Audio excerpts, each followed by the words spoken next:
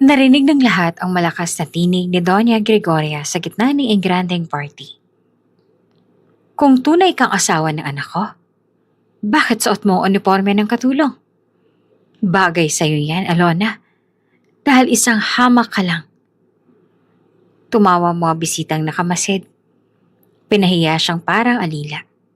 Ramdam ni Alona ang pag-apak sa kanyang dangal. Nangingilid ang luha habang pinipilit ng ngumiti. Ngunit biglang bumukas ang malalaking pinto at pumasok ang isang babae na kinilabutan ng lahat. Napatigil ang Donya, nanlumo at napaluhod dahil naroon ang pinakakilalang pangalan ng bansa. At nang magsalita ang dalaga, tumigil ang mundo. Kapatid ko siya. Bago ka pa lang sa channel neto, ibang kwento ni Ate Jane, istorya mo, ikwento ko. Huwag kalimutang pindutin ang notification bell at subscribe po. Tahimik ang buong mansyon ng umagang iyon. Tanging kaluskos sa mga kasambahay at tiktak ng malaking orasan sa sala ang naririnig. Sa ikalawang palapag, dahan-dahang nagmulat ng mata si Alona. Mahina siyang bumangon. Hawak ang malamig na bedsheet at napatingin sa paligid. Kahit ilang buwan na siyang nakatira sa bahay ng pamilya ng kanyang asawa, hindi pa rin niya maiwasan ang makaramdam ng pagkailang. Ang kisame ay gawa sa pinong kahoy. May mamahaling chandelier at bawat sulok ng silid ay puno ng dekorasyong imported. Hindi ko talaga mundo to. Bulong niya sa sarili habang pinapahid ang sariling pawis. Si Alona ay isang simpleng babaeng mula sa probinsya. Lumaki siya sa payak na pamumuhay. Nanguhuli ng isda ang kanyang ama at nagtitinda ng gulay naman ang kanyang ina. Noon, hindi sa panaginip ay hindi niya akalaing papasok siya sa ganitong marangyang pamumuhay. Pero nagbago ang lahat nang makilala niya si Ramon, isang mabait at matalinong binata na anak ng mayamang pamilya. Nagmamahalan sila at sa kabila ng pagtutol ng pamilya ng lalaki, ikinasal din sila. Subalit ang pinakamatinding pagsubok niya ay ang kanang biyenan, si Doña Gregoria. Kilalang kilala ito sa lipunan. Istrikta, palautos, at walang inaatrasang laban. Para sa kanya, ang anak niyang si Ramon ay nararapat lamang sa babaeng kapantay nila sa yaman at estado. Kaya't mula nang pumasok si Alona sa kanilang buhay, araw-araw ay tila bangungot para sa kanya. Alona! Malakas na sigaw mula sa ibaba nang nagbabalik na katinoan ni Alona. Dalay-dali siyang bumaba. Naabutan niya si Doña Gregoria sa kusina. Naka-morning gown pa at hawak ang tasa ng kape. Nakasimangot ang mukha nito at halatang inis na inis. Bakit ba ang tagal mo? Hindi mo ba naisip na dapat handa na ang kape ko pagkagising ko? Singhal ng Donya. Pasensya na po ma, aayusin ko na po. Mahinang sagot ni Alona, sabay kuha sa takore. Pinanood lang siya ng matanda, pero maya-maya'y muli itong nagsalita. Tingnan mo nga naman, babaeng walang alam sa buhay. Naging asawa pa ng anak ko. Ano bang meron sa'yo? Maliban sa magandang mukha, wala ka ng dalang dangal. Hindi na sumagot si Alona. Pinili niyang manatiling tahimik. Bagamat ramdam niya ang sakit ng bawat salitang binitiwan ng kanyang biyanan. Pagkatapos magtimpla ng kape, iniabot niya ito kay Doña Gregoria. Ngunit imbes na tanggapin ng maayos, biglang tumikim ang matanda at sinadya pang marinig ang lahat. Mga kasambahay, tingnan niyo nga itong manugang ko. Dapat asawa ng anak ko. Pero ang kilos, mas hamak pa sa katulong. Baka mas bagay na sa inyo na lang siya sumama. Nagtinginan ng mga kasambahay. May ilan na nakaramdam ng awa, pero may ilan din namang lihim na natawa. Grabe naman si Donya, bulong pa ng isa. Asawa na nga ng amo natin, pinapahiya pa. Namulang pisngi ni Alona. Pakiramdam niya yung nilulunod siya sa hiya. Alona, patuloy ni Doña Gregoria. Pakilinisan ang lahat ng vase sa sala. Ingatan mo ha? Isa lang dyan ang mabasag, isusumbong kita kay Ramon at papipiliin ko siya kung sinong mahalaga. Ikaw o ang kayamanan? Parang binuhusan ng malamig na tubig si Alona. Tumango na lang siya at kinuha ang pamunas.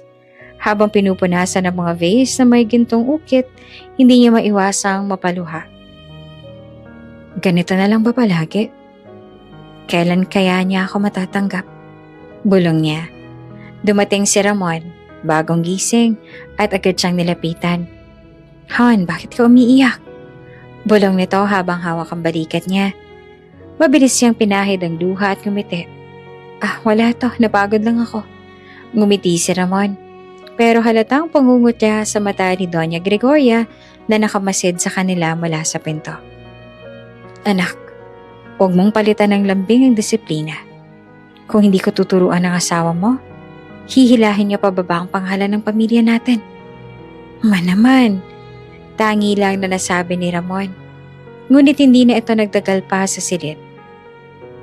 Naiwan si Alona, nakaramdam lang ng lalong pagkabigo.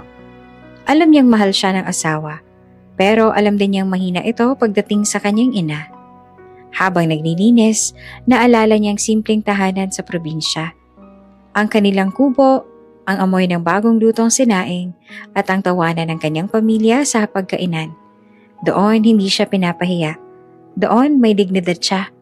Ngunit dito sa mansyon, para siyang alipin. Alona, bilisan mo dyan! Sigaw ni Doña Gregoria mula sa itaas. May bisita ako mamayang tanghali at gusto kong kuminang ang bahay. Napayuko si Alona, mahigpit na hinawakan ng vase. Tanghali, sabay-sabay silang kumain. Tahimik si Alona. Halos hindi makatingin sa biyanan. Anak, wika ni Doña Gregoria kay Ramon. May party tayo ngayong Sabado, malalaking negosyante at tycoon ang nandoon. Hindi pwedeng mapahiya ang pamilya natin. Tumango naman si Ramon. Syempre ma, kasama si Alona, syempre. Biglang natahimik ang Donya. Tapos ay tumingin ng masama kay Alona. Kasama siya? Baka lalo lang tayong mapahiya. Natigilan si Alona. Hindi niya alam kung ano ang ibig sabihin ng biyanan, pero may kaba na siyang nararamdaman. Habang nagtatapos ang kanilang tanghalian, alam ni Alona na mas matindi pa ang mga darating na pagsubok. Ngunit hindi pa niya alam kung gaanong kabigat ang ibibigay na utos ng kanyang biyanan sa mga susunod na araw. Maagang umaga, abala ang mga kasambahay sa mansyon. Ang mga katulong ay naglilinis, nag-aayos ng mesa at may mga pumapasok pang delivery ng mga gown at alahas para kay Doña Gregoria. Halatang may malaking okasyon na parating. Habang nakaupo si Alona sa gilid ng sala, nakikinig siya sa mga utos ng biyanan. Siguraduhin niyong kumikintabang sahig. Baka dumating ang mga bisita ko at makita nilang madumi ang bahay ko. At yung mga bulaklak, palitan ng bago. Ayoko nang nalaranta. Madiin ang utos ni Doña Gregoria. Lumapit si Ramon kay Alona. Han, huwag ka na munang kabahan. Malaking event to. Pero kasama ka, syempre. Gusto kong ipakita sa lahat na asawa kita. Ngumiti si Alona kahit ramdam niya ang kaba. Sana naman hindi ako mapahiya, Ramon. Hindi ko alam kung paano ako makikihalubilo sa mga taong ganong kataas ang tingin sa sarili. Bago pa siya makapagsalita ulit, bumaba si Doña Gregoria. Nakasuot ng silk robe. May hawak na wine glass kahit umaga pa lang. Tiningnan niya si Alona mula ulo hanggang paa na para bang sinusukat ang halaga niya. Alona, malamig na tinig ng Donya. Bukas na ang party. At gusto kong alam mo kung saan ka lulugar. Nagulat si Alona. Po, ano pong ibig niyo sabihin, ma? Ngumisi si Gregoria. Hindi ka bagay suotan ng gown at iparada bilang asawa ng anak ko. Mas babagay sa'yo ang uniform ng mga katulong. At yan ang susuotin mo bukas. Parang gumuho naman ang mundo ni Alona. Hindi siya makapagsalita. Pero maasawa po ako ni Ramon.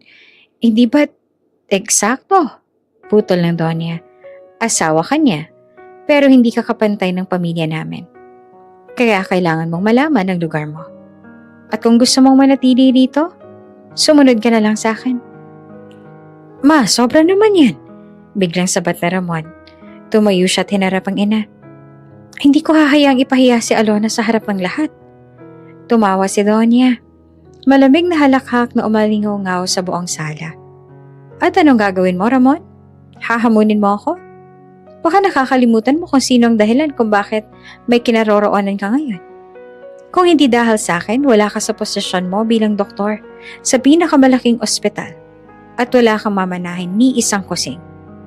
Napatigil si Ramon. Kita sa mukha niya ang galit, pero nangingibabaw ang takot. Huminga siya ng malalim at tumalikod. Hindi naman makatingin kay Alona. Napaiyak si Alona pero agad niya itong pinahid. Kung yan po ang gusto niyo, ma, wala po ako magagawa. Kinabukasan, habang abala sa paghahanda, ipinatawag ng Donya si Alona sa kanyang kwarto. Doon, nakalatag ang isang uniforme ng katulong. Puting blouse at itim na palda na may apron. Malinis at bago, pero malinaw na pambaba ang antas.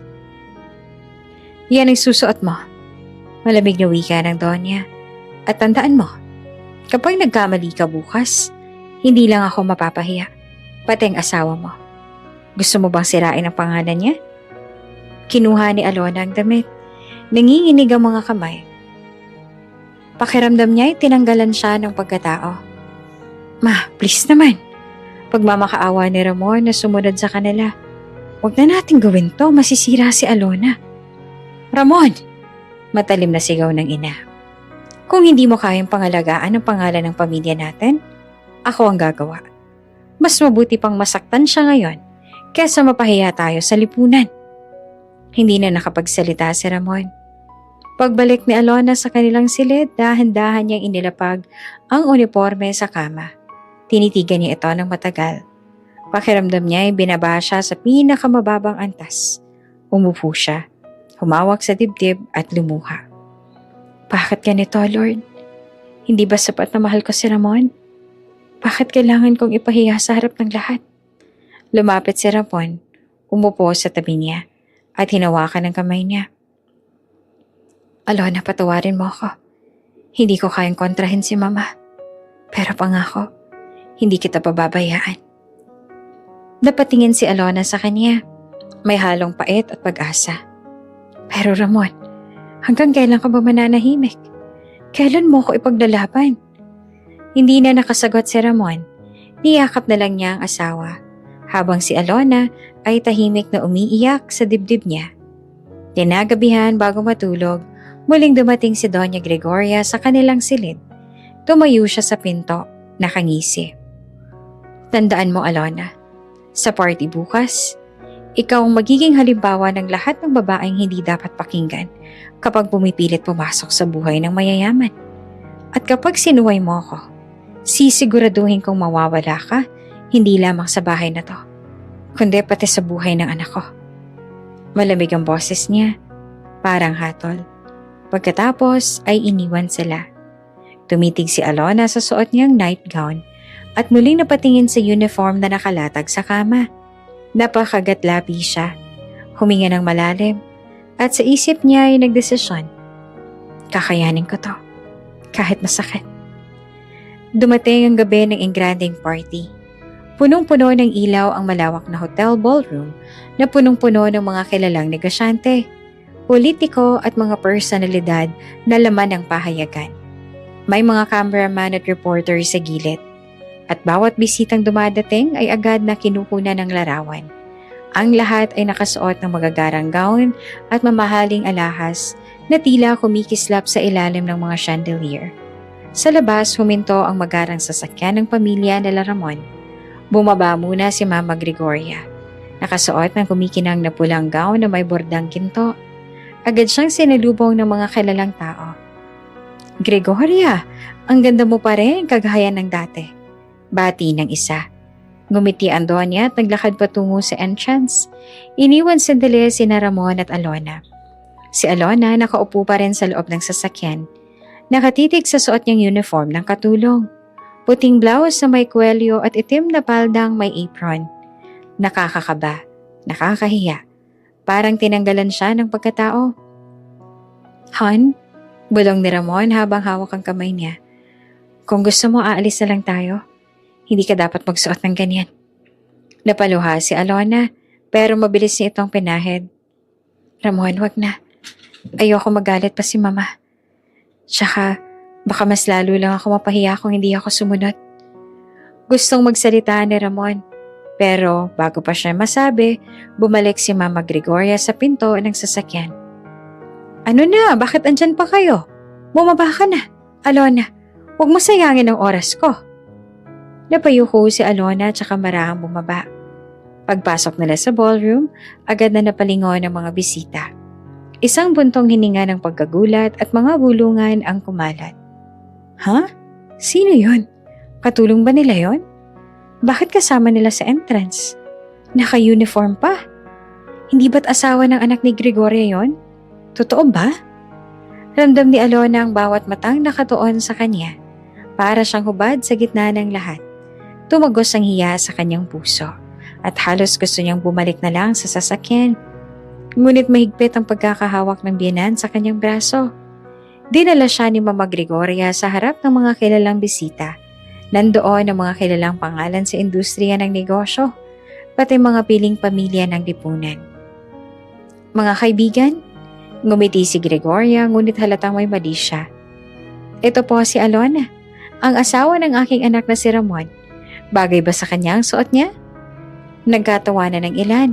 May mga nagtakip ng bibig na natatawa. At may iba namang nagulat. Gregoria, bakit naman ganyan ang suot niya?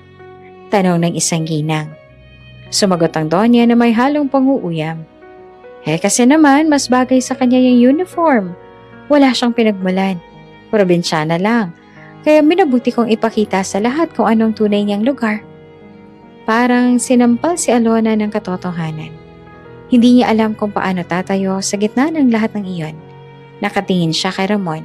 Umaasang ipagtatanggol siya. Pero nakayuko lang ang asawa at tila hindi makagalaw. Pasensya na po. Mahina at nanginginig na sabi ni Alona, pero hindi siya pinakinggan. Hoy Alona, malakas na tawag ni Mama Gregoria.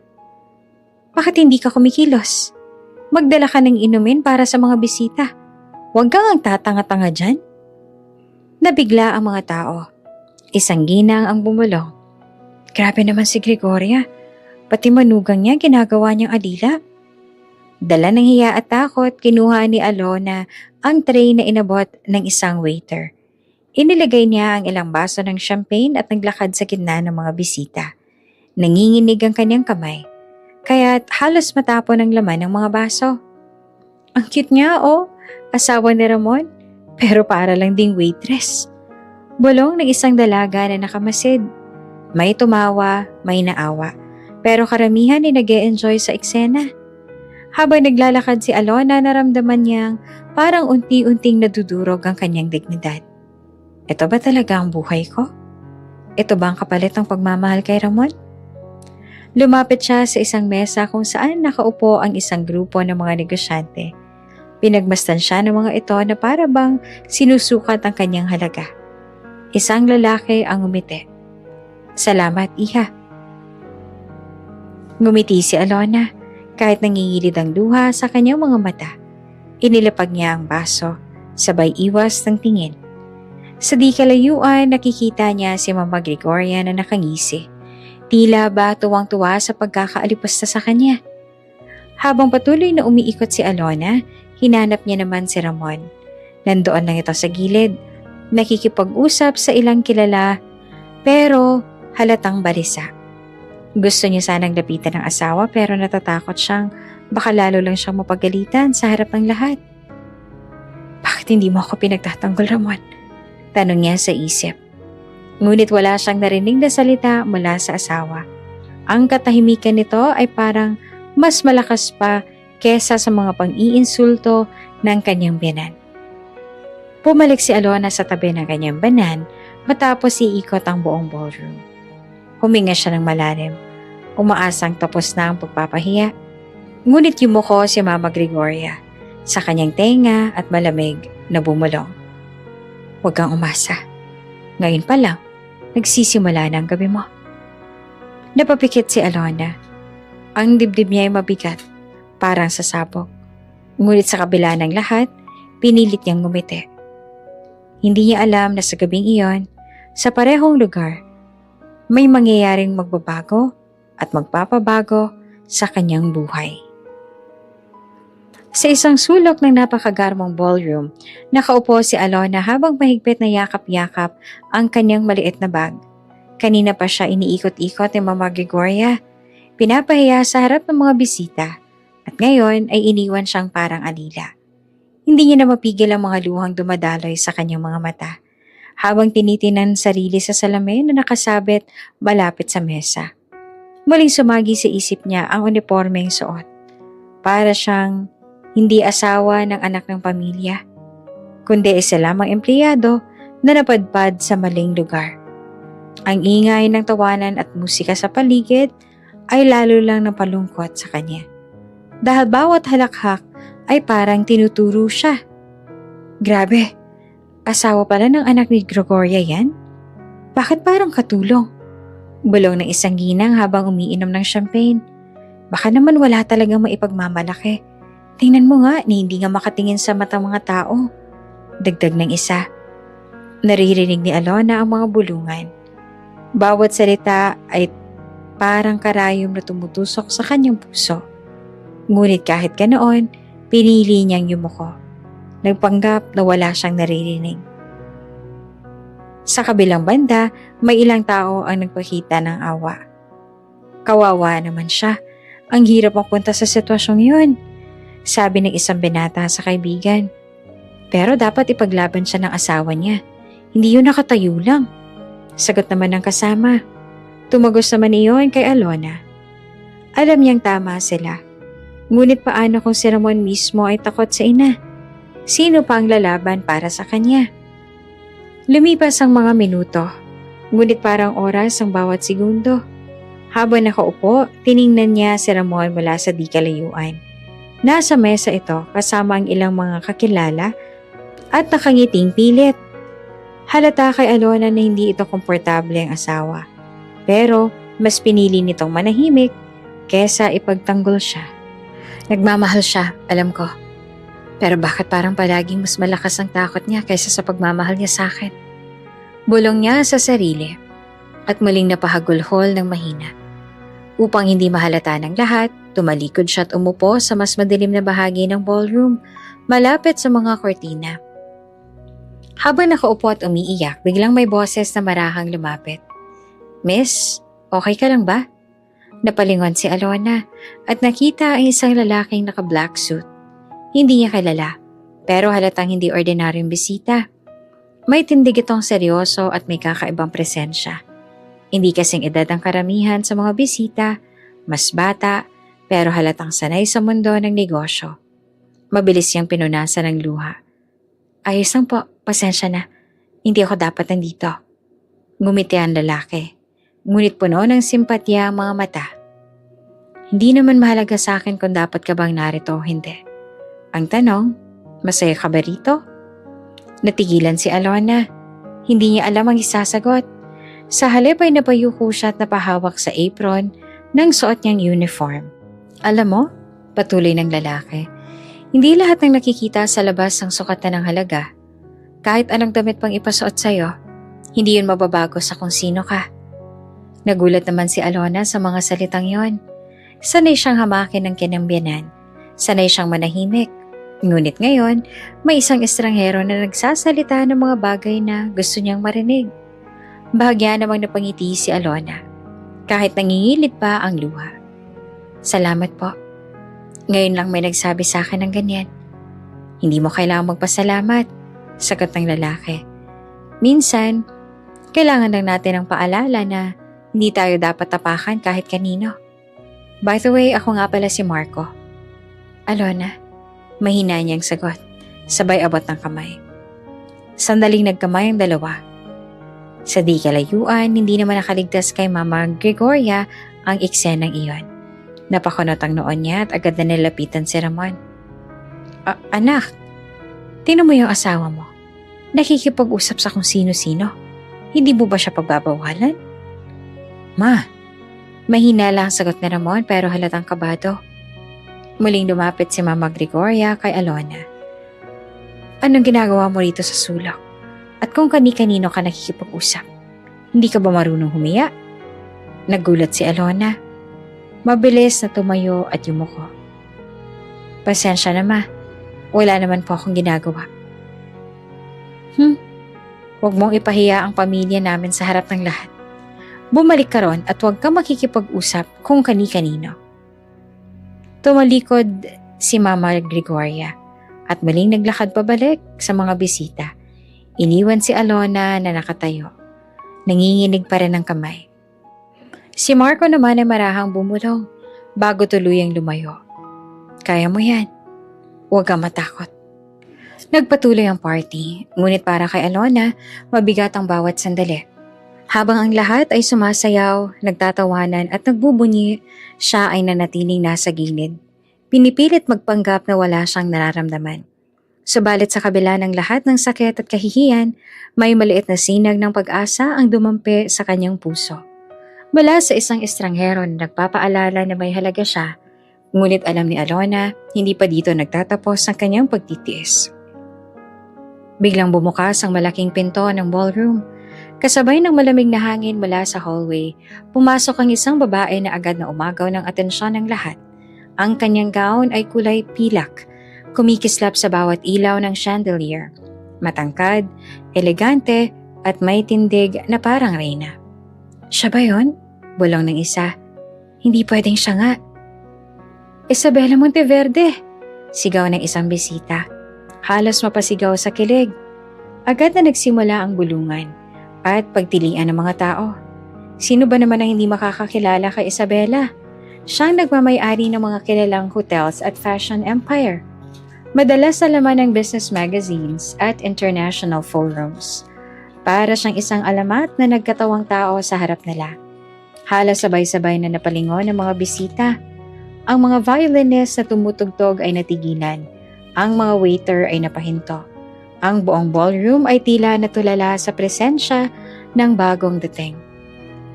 Si Doña Gregoria na kanina mataas ang ulo sa pagpapahiya kay Alona ay napatigil, napanganga, sabay pilit ng umiti. Isabela, what a surprise! Hindi ko alam na dadalo ka. Ngumisi lang si Isabela, malamig ang mga mata. Narinig kong may malaking pagtitipon, kaya napadaan ako. Ang kanyang boses ay hindi malakas pero dinig na dinig ng lahat. Sa bawat hakbang niya papasok, sinusundan siya ng mga mata ng lahat. Ang mga bisitang ginang ay halos magunahan na makalapit para makipagkamay. Ang ganda mo, Isabela. Kakaiba ang elegance mo. Wala talagang katulad. Ngunit hindi sila pinansin ni Isabela. Sa halip ay naglakad siya ng diretsyo. Ang mga mata ay nakatuon sa isang sulok ng hall kung saan naroon si Alona. Nabigla si Alona. Hindi niya alam kung bakit siya tinitigan ng isang tulad ni Isabela. Napayuko siya, nanginginig. Iniisip na baka mas mapahiya siya kung lalapit pa ang pinakamayamang babae ng bansa sa kanyang kinaroroonan. Bakit parang kay Alona nakatingin si Isabela?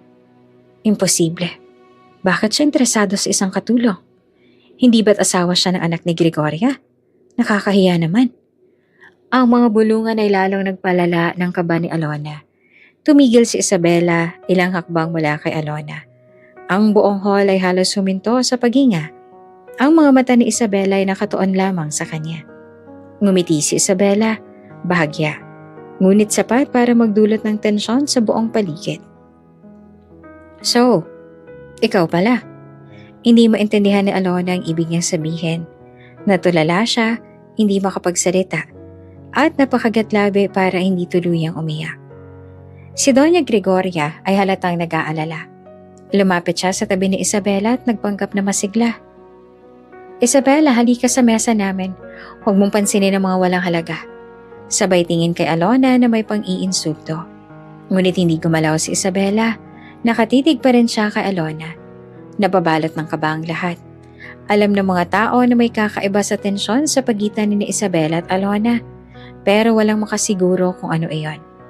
Si Ramon na kanina'y tahimik lang ay lalo pang natigilan. Bakit kay Alona nakatingin si Isabela? Anong koneksyon nila? Tanong niya sa isip.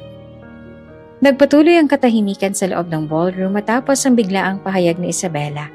Ang lahat ng bisita ay nakapako ang mga mata sa dalawang babae sa gitna ng hall. Ang ape at ang mga pangyarihan magkahawak kamay. Alona, kapatid ko. Muling ulit ni Isabela nang mas malinaw at mas malakas. Parang kumidlat ang bawat salita sa pandinig ng lahat. May mga ginang na natulala. May mga ginoo na napapitaw ng baso. At ang ilan na may halos hindi makapaniwala.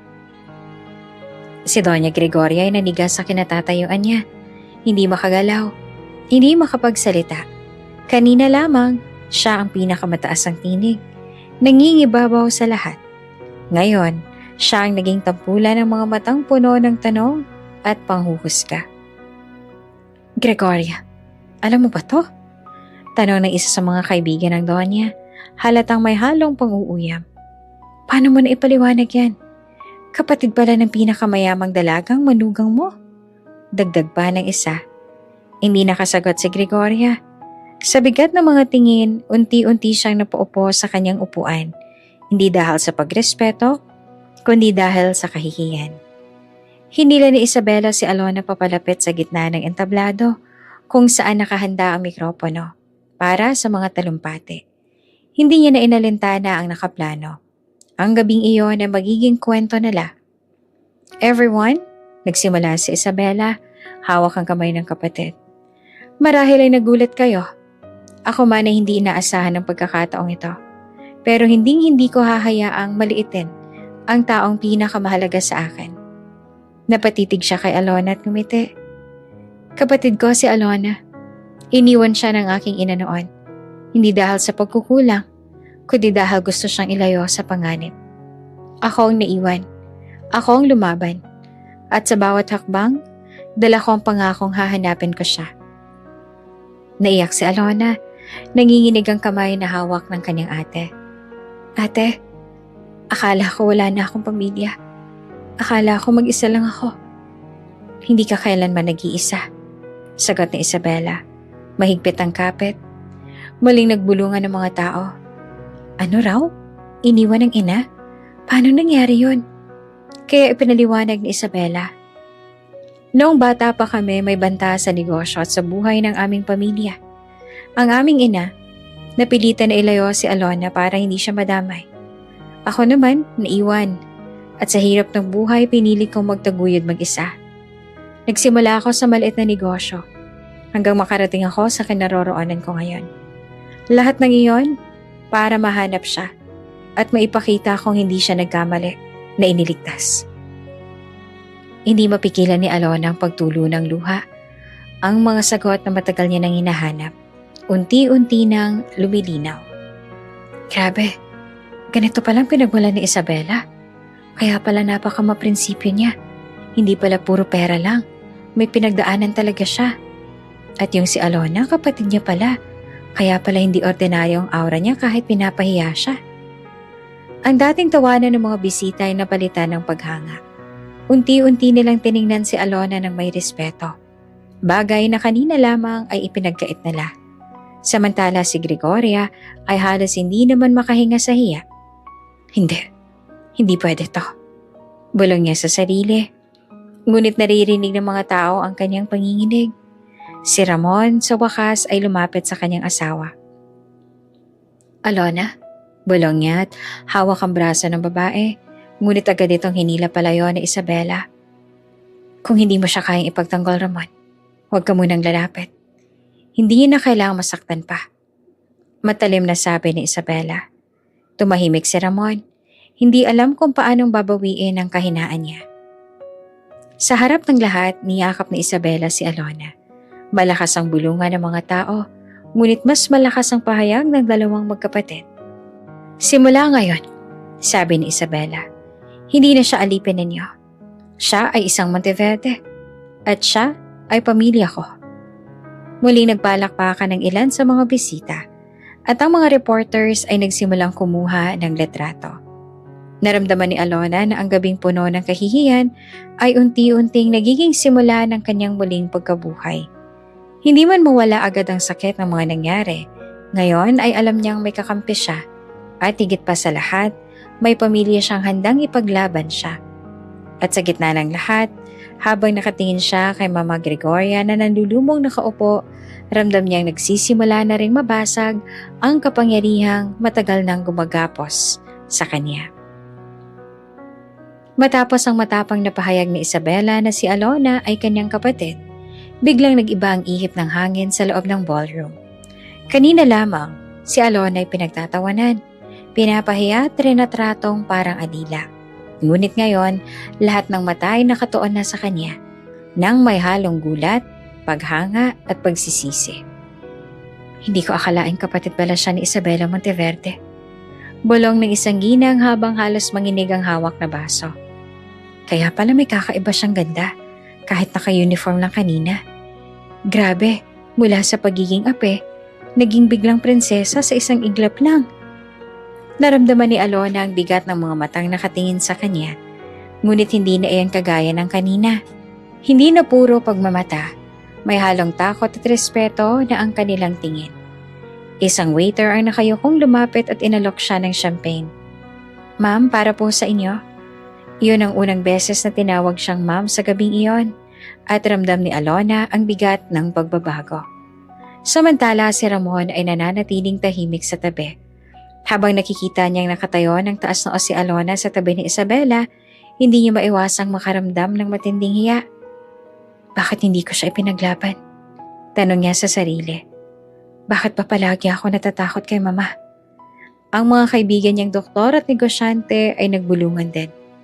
Ramon, hindi mo ba alam na kapatid ni Isabela ang asawa mo?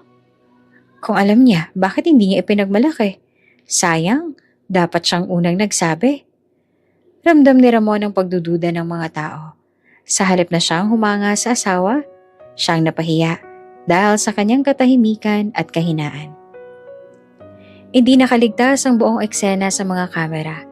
Ang mga photographers na naroon para sa event ay sabay-sabay na kinuna ng litrato ang dalawang magkapatid. Flash dito, flash doon. May mga videographer pang nagsimulang mag-record. Perfect headline to bukas, bulong ng isang reporter. From maid uniform to heiress sister reveal. Viral to, panigurado. Agad na kumalat ang mga kuha sa social media. Ilang minuto lang, trending na nga ito sa Twitter at Facebook ang mga larawan na hawak ni Isabela ang kamay ni Alona.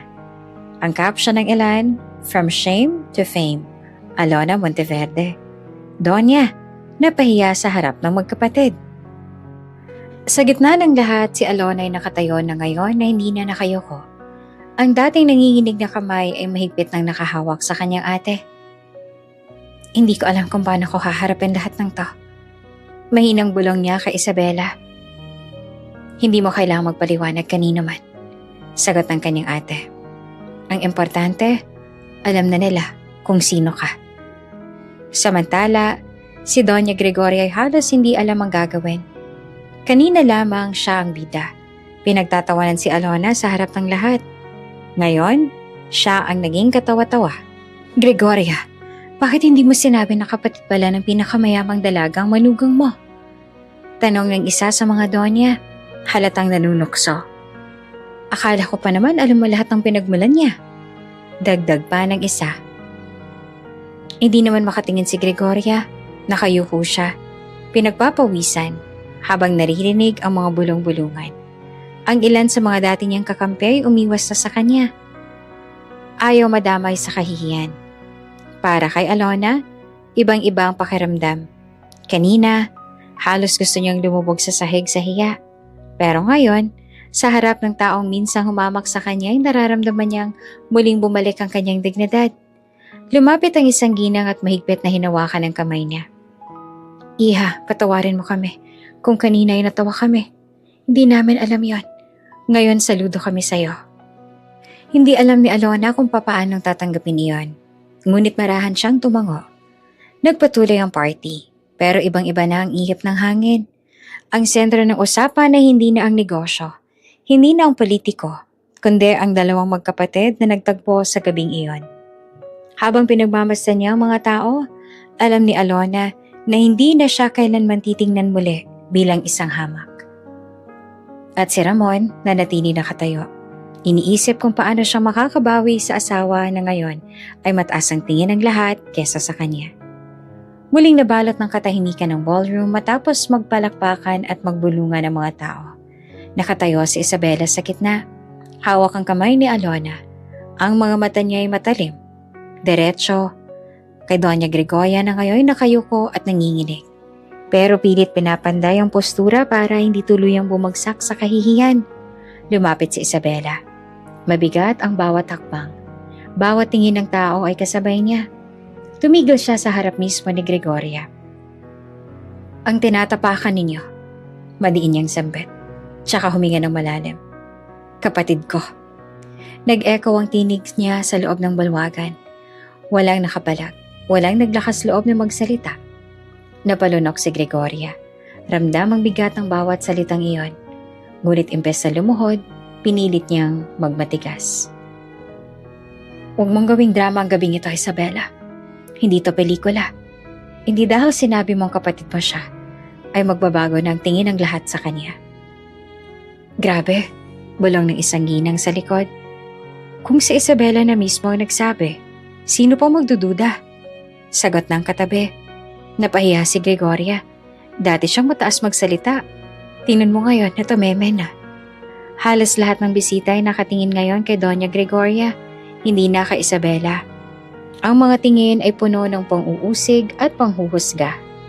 Gumiti si Isabela ngunit malamig. Talaga bang hindi magbabago ang tingin ng lahat? Tingnan mo sila, Gregoria. Kanina nagtatawanan sila sa pagpapahiya mo kay Alona. Ngayon, hindi ba't ikaw ang pinagtatawanan nila? Napalingon ng Donya. Totoo, maraming bisita ang nakakunat ang noo. May ilan pang palihim na nakatawa. At ang iba naman ay halatang umiiwas ng tingin para hindi madamay sa kahihiyan. Ako ang Donya dito. Halos pasigaw na tugon ni Gregoria. Hindi pwedeng lampasan ng kahit sino ang pangalan ko. Pero nilampasan ka na, Mama. Sabat ni Ramon na ngayon lumapit. Hindi man malakas ang kanyang tinig, sapat na iyon para marinig ng lahat. Sa unang pagkakataon, naglakas loob si Alona. Huminga siya ng malalim at kahit nanginginig pa rin ang kanyang tinig, nagsalita siya. Ma, kahit ilang beses niyo akong pinahiya at gawing alipin, hindi niyo mababago ang katotohanan. Hindi ako tulong dito.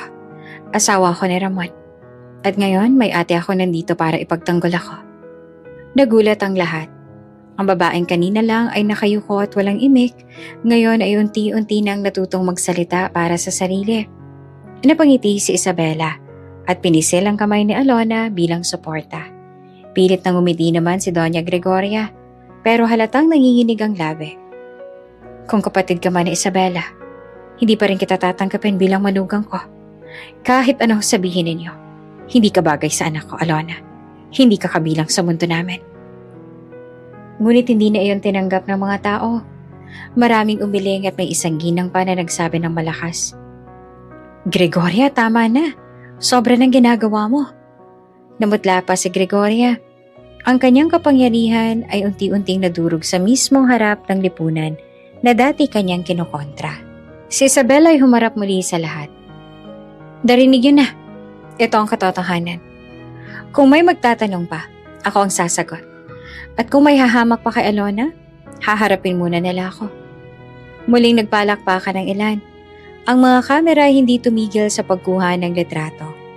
Ang eksena ay tuluyan ang naging sentro ng buong bansa sa mga susunod na oras.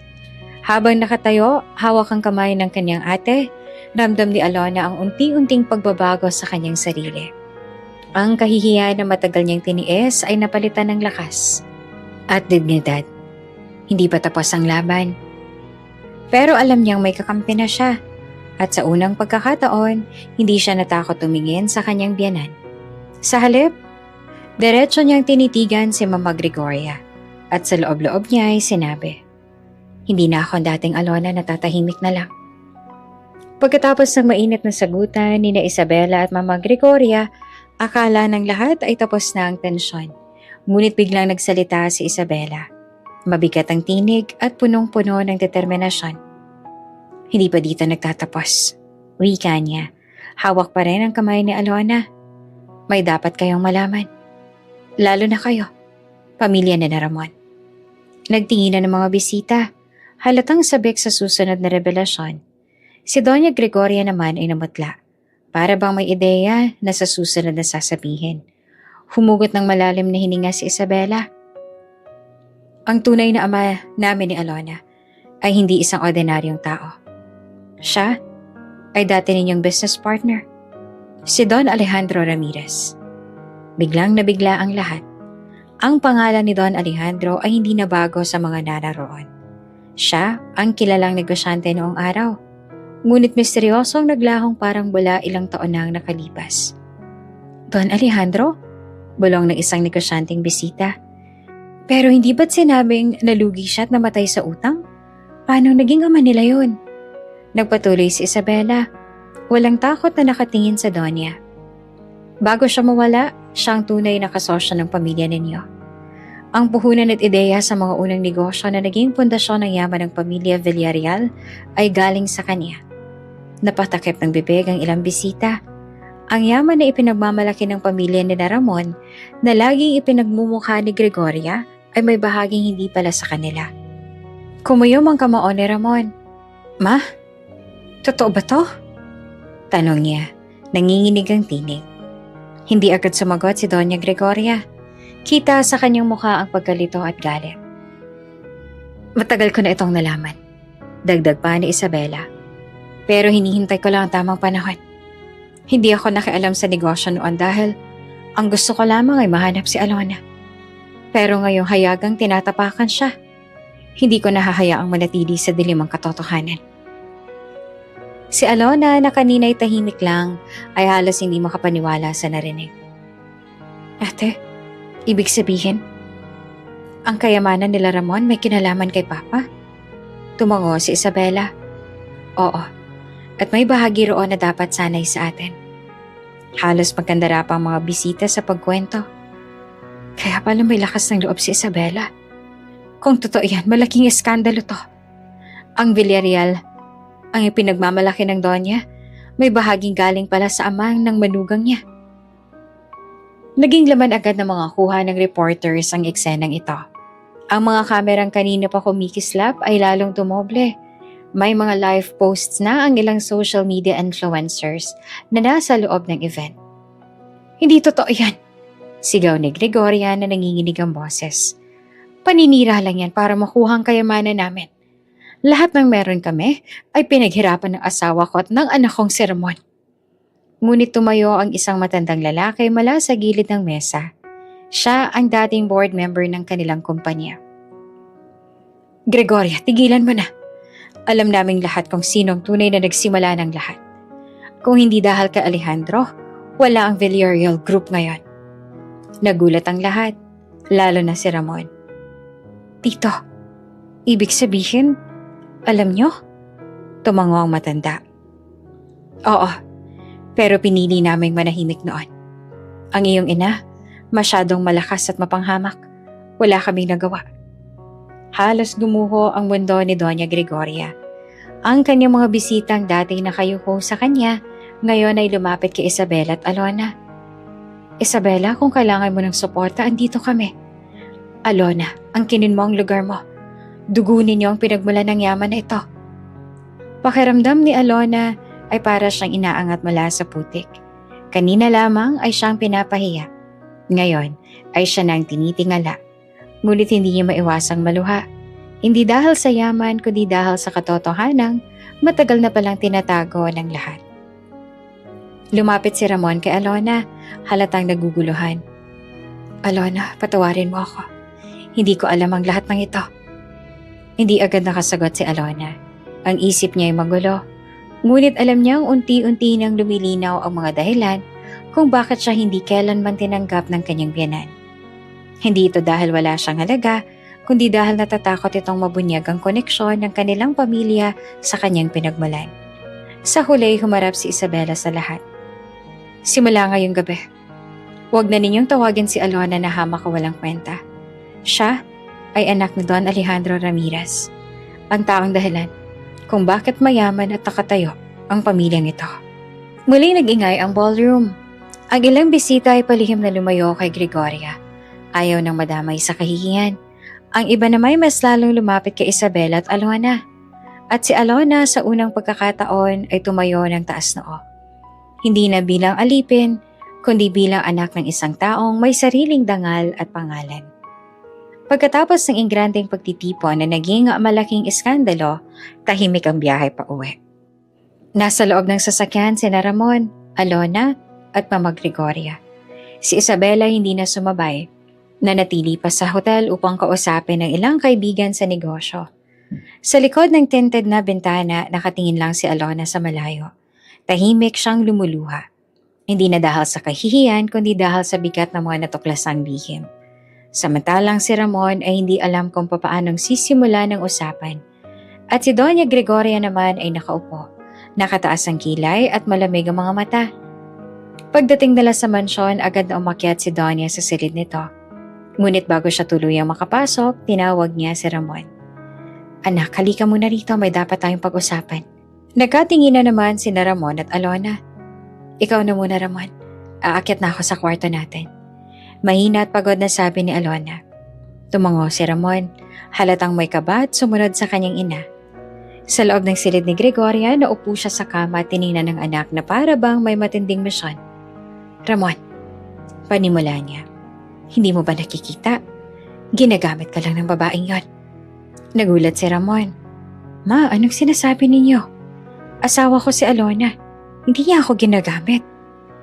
Ginagamit niya ang apelido mo. Ang yaman natin. At ngayon pati ang kapatid niyang si Isabela para sakupin ang lahat. Hindi mo ba nakikita kung paano siyang pinakilala kanina? Sa isang iglap, parang siya na ang bida. At ikaw, para kang tau-tauhan na hindi makapagsalita. Napatigil si Ramon. Totoo, kanina ay nakaramdam siya ng kahihiyan sa harap ng mga tao. Ngunit hindi niya kayang isipin na si Alona ang dahilan. Lumapit si Gregoria, hawak ang kamay ng anak. Anak, kung mahal mo ko, iwanan mo si Alona bago pa tuluyang masira ang pangalan natin. Hindi na tayo makakabangon kapag nagpatuloy ito. Sa bawat araw na kasama mo siya, lalo tayong lumulubog. Ako ang iyong ina, kaya pakinggan mo ako. Nanginginig si Ramon. Pero ma, mali naman na itakwil ko siya. Asawa ko siya. Mas mali kung hahayaan mong sirain niya ang lahat ng pinaghirapan ng pamilya natin. Kung kinakailangan, ipawalang bisa mong kasal ninyo. Madali lang yan. Akong bahala sa mga abogado. Halos patulala naman si Ramon sa narinig. Hindi niya alam kung anong uunahin. Ang takot na mawala ng respeto ng lipunan o ang konsensyang iniwan ng babaeng mahal niya. Magdamag hindi mapakali si Ramon. Habang nakahiga si Alona, mahimbing na natutulog sa tabi niya matapos ang nakakapagod na araw. Si Ramon naman ay gising, nakatitig sa kisame. Tama ba si Mama? Kung hindi ko siya sinunod, baka lalo lang kaming masira. Pero paano ko iiwan si Alona? Mahal ko siya. Paano kung tama si Isabela? Na mali si Mama at kailangan ko na siyang kontrahin. Napahawak siya sa kamay ng asawa. Tahimik, marahan. Kita niya ang hirap at pagod sa mukha ni Alona. Ngunit naroon din ang katatagan. At doon niya napagtanto. Siya ang dahilan kung bakit ko nararamdaman ang pagiging lalaki. Ang pagiging asawa. Paano ko siya tatalikuran? Kinabukasan habang nag-aalmusal muling nagparinig si Doña Gregoria. Ramon anak, nagdesisyon ka na ba? Hindi pwedeng palampasin ang kahihiyang to.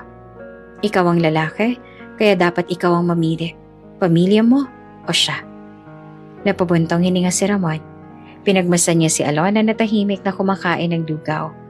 Pilit na nagtatapang-tapangan kahit ramdam ang tensyon. Nabigla si Mama Gregoria. Hindi siya sanay na pinipigilan ng anak. Anak, huwag mong kalimutan. Lahat ng to, ako ang nagtatag. Ako ang dahilan kung bakit may Villarreal Group. Ngunit tumayo si Ramon at marahang hinawakan ng kamay ni Alona.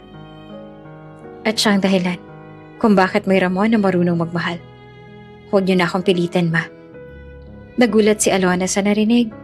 Sa unang pagkakataon, naramdaman niya na nagsisimula ng pumili si Ramon. Hindi na lang siya tahimik na anak, kundi isang asawa na marunong ring tumayo. Naiwan si Mama Gregoria sa mesa, nanginginig sa galit at hiya. Ngunit sa loob-loob niya, hindi siya susuko. Kung hindi ka makikinig, Ramon, gagawa ako ng paraan. Hindi ako tatalunin ng babaeng yan. At sa kanyang mga mata, Unti-unting bumalik ang apoy ng paghihigante. Kinabukasan mabilis na kumalat sa social media ang mga litrato at video mula sa engranding party. Ang mga headlines ng online news sites ay sabay-sabay na pumatok. Ape, pinagtanggol ng pinakamayamang dalaga. From May to Monteverde. Alona, trending. Donya napahiya sa harap ng publiko. Sa Facebook, X at Instagram, libo-libong netizens ang nagkomento at nagbahagi ng mga kuha. Ang simpleng babae na kahapon ni pinagtatawanan, ngayon ay naging simbolo na ng pag-asa para sa mga inaape. Grabe, nakakaiyak, ang bait ng kapatid niya. Ipinaglaban talaga siya. Dapat lang. Walang may karapatang manghamak ng tao dahil lang sa estado ng buhay. Idol ko na talaga si Alona. Sana lahat ng babae may ganitong dignidad. May mga gumawa pa ng hashtag. Hashtag We Stand With Alona. Hashtag Monteverde Sisters. Hashtag Respect Alona. Mabilis itong nag-trending, hindi lamang sa bansa kundi maging sa ibang bansa kung saan may mga hotel at brand si Isabela. Habang hawak ang cellphone, halos hindi naman makapaniwala si Alona sa nakikita. Ang mga post, memes at video ay puro papuri sa kanya. Ramon, tingnan mo to. Balong niya habang pinapakita ang trending topic. Hindi ko alam kung paano ko tatanggapin lahat ng to. Kahapot lang. Lahat sila ay tumatawa sa akin. Hinawakan siya ni Ramon sa balikat. Ngayon naman, lahat sila humahanga na sa'yo. Kasi nakita nila kung paano ka lumaban ng tahimik. Ngumiti si Alona, bagaman may halong kaba. Pero baka lalo lang magalit si Mama. Samantala sa mga karinderya, palengke at pampublikong sasakyan, ang kwento ni Alona ang laman ng usapan. Uy, nakita mo ba sa Facebook? Yung asawa ng anak ni Gregoria, kapatid pala ni Isabela? Oo nga, kawawa siya no, pinasuot ng uniform ng katulong. Pero ngayon, prinsesa pala siya. May mga tindera na nagpakabit ng tarpaulin sa tindahan. Laban, Alona, inspirasyon ng masa. Sa mga jeep at tricycle, pinag-uusapan siya ng mga pasahero at parang kilalang artista. Hindi rin nagpahuli ang mga TV networks. May special feature agad sa gabi. Ang kwento ng isang babae na mula sa pang-aape ngayon tinitingala ng buong bansa. Sino nga ba si Alona Monteverde? Ipinakita ang video kung saan siya nakaupo sa sulok ng party. Pinapahiya at ang biglang pagdating ni Isabela. Nag-interview pa sila ng ilang bisita na nakasaksi. Kawawa siya, no? Pero matapang kasi, hindi siya lumaban ng marahas. Tahimik lang pero kitang-kita mong nahihirapan siya. Nako, kung hindi dumating si Isabela, baka lalo siyang napahiya. Pero ngayon, tingnan mo, siya nang bida sa gabi. Kinabukasan, sunod-sunod ang mga bulaklak at regalo na dumating sa mansyon para kay Alona. May mga sulat pa mula sa mga estudyante, manggagawa at OFW. Ma'am Alona, huwag po kayo mawawala ng loob. Inspirasyon po kayo sa amin. Dahil ho sa inyo, natuto akong huwag ikahiya ang sarili kong pinagmulan. Naiyak naman si Alona habang binabasa ang mga ito. Hindi ko alam na ganito pala kalaki ang magiging epekto. Bulong niya. Samantala, si Doña Gregoria ay lalong nagingit-ngit. Nakaupo siya sa kanyang silid. Hawak ang dyaryo na may malaking litrato ni Isabela at Alona. Paano nangyari to? Ako ang donya rito. Ako ang dapat laman ng pahayagan at hindi sila. Galit na sigaw niya. Sinubukan niyang pakalmahin ng isa sa mga kasambahay. Ngunit halos siya'y sigawan nito. Lumabas ka! Huwag mo akong pakialaman. Sa kabila ng galit ng kanyang biyanan, ramdam ni Alona ang mainit na pagtanggap ng publiko. Kahit saan siya magpunta, sa mall, simbahan o simpleng kainan, may mga taong lumalapit para magpasalamat. Ma'am Alona, pwede po bang magpa-picture? Salamat po kasi pinakita niyo na kahit mahirap may halaga ang bawat tao. Nakaramdam si Alona ng kakaibang lakas ng loob. Hindi niya man ginusto ang atensyon, natutunan niyang yakapin ito bilang pagkakataon para ipakita na hindi pera ang batayan ng dignidad. Sa pagkainan ng gabing yon, magkatabi silang tatlo. Si Alona, Ramon at Isabela. Habang nag-uusap sila tungkol sa mga susunod na hakbang, ngumiti si Isabela. Alona, Nakikita mo na ba? Hindi lang ako ang kakampi mo. Ang buong bansa. Nasa likod mo ngayon. Napayo ko si Alona. Nangingilid ang luha. Salamat ate. Kung wala ka, baka hanggang ngayon, alipin pa rin ako ng hiya. Ngumiti naman si Ramon, sabay hawak ng kamay ng asawa. Hindi na kita bibitawan. Kahit anong sabihin ni Mama, ikaw ang pipiliin ko. At sa sandaling yon, ramdam ni Alona na hindi na siya nag-iisa. Hindi lang dahil kay Isabela, kundi dahil sa milyon-milyong taong sumusuporta at yumakap sa kanya. Makalipas ang ilang araw mula nang mag-viral ang pangalan niya, tila ba naging mas mabigat para kay Alona ang manatili sa mansyon ng pamilya Villarreal. Kahit maraming tao ang sumusuporta sa kanya, iba pa rin ang lamig ng tingin ni Doña Gregoria. Sa bawat hakbang niya sa loob ng bahay, ramdam niyang malamig na hangin ng panghuhusga. Ang mga kasambahay, bagamat mas naging magalang dahil sa natuklasang totoo, ay halatang takot pa rin kay Gregoria. At si Ramon, bagamat sinisikap maging asawa, ay nananatiling hati ang damdamin dahil sa kanyang ina. Isang gabi, nakaupo si Alona sa kanilang silid. Tahimik siyang nag-impake ng ilang damit. Alona, anong ginagawa mo? Tanong ni Ramon. Gulat na gulat nang makita ang maleta. Tumingin si Alona. Balukot ang mga mata. Ramon, kailangan ko munang lumayo. Hindi ko na kayang bigat dito. Kahit anong gawin ko, lagi akong mali kay Mama. At hindi ko kayang makita ng nahahati sa pagitan namin. Lumapit si Ramon, pilit na hinahawakan ng kamay niya. Pero mahal kita, at hindi ko kaya na wala ka sa tabi ko. Umiling si Alona. Mahal din kita, pero minsan, kailangan kong piliin ang sarili kong kapayapaan. Hayaan mo muna akong huminga. Hindi ito pag-iwan, Ramon. Ito'y para makahanap lang ako ng lakas. Tahimik si Ramon at hindi makapagsalita. Sa huli yumakap siya ng mahigpit at bumalong. Kung iyan ang kailangan mo, hihintayin kita. Kinabukasan dumating si Isabela upang sunduin siya. Malalaki ang sasakyang sumundo. Mga itim na SUV na may bodyguards. Nagpaalam si Alona kay Ramon. At kahit mabigat ang loob, tuluyan siyang umalis ng mansyon. Pagdating nila sa bahay ni Isabela, halos hindi makapaniwala si Alona. Isang napakalaking mansyon, mas malaki pa kaysa sa tinitirahan niya sa pamilya Villarreal. Malawak ang hardin, may fountain sa gitna, at mga haligay na parang palasyo. Welcome home, Alona, ngiti ni Isabela. Dito hindi ka alipin. Dito ikaw ay pamilya. Naluha si Alona at niyakap ang kanyang ate. Salamat, ate. Hindi ko alam kung saan ako pupunta kung wala ka. Sa unang araw niya sa mansyon ni Isabela, pinakilala siya nito sa mga tao.